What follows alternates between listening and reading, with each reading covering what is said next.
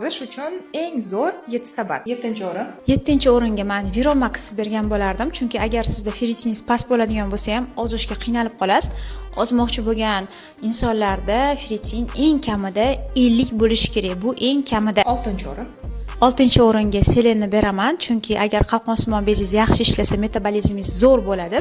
Qalqonsimon bez yaxshi ishlash uchun albatta selen qo'shimcha ichish kerak. 5-o'rin. 5-o'ringa men omegani beraman, chunki omega nafaqat ozishda, bundan tashqari semirishda ham, sog'lom bo'lishda ham, umuman olganda metabolizm holatini yaxshilashga omega juda ham zo'r foyda beradi. 4-o'rin.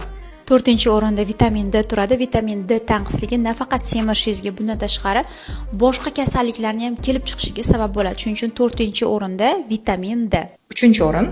3-o'rinda esa o'sha mashhur bo'lgan ashvaganda, chunki bu bat eng zo'r ozishda yordam beradigan qo'shimchalardan bittasi deb ayta olaman.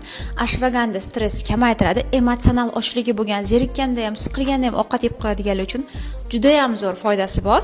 Agar 3-o'ringa ashvagandani qo'shib turib ozishga harakat qiladigan bo'lsangiz, kortizol gormoningizni normaga solishga, stress kamaytirishga, emotsional ochligingizni pasaytirishga yordam beradi. 2-o'rin.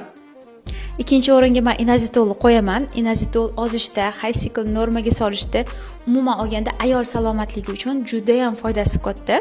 Shuning uchun 2-o'ringa inazitolni qo'yamiz. 1-o'rin. 1-o'ringa berberinni qo'yamiz, chunki berberin nafaqat ozishingizga, ishtahangizni pasaytirishga, ichki faoliyatini yaxshilashga, bundan tashqari emotsional ochlikni pasaytirishga ham yordam beradi. Lekin shu o'rinda bitta narsani aytmoqchiman, berberinni dozalarini to'g'ri ichish, to'g'ri ovqatlanish bilan birga ichish foyda beradi. Agar berberinni ichgandan keyin berberinni ketidan kola, fanta, manta, fast foodlarni yeydigan bo'lsangiz, sizga foyda bermaydi.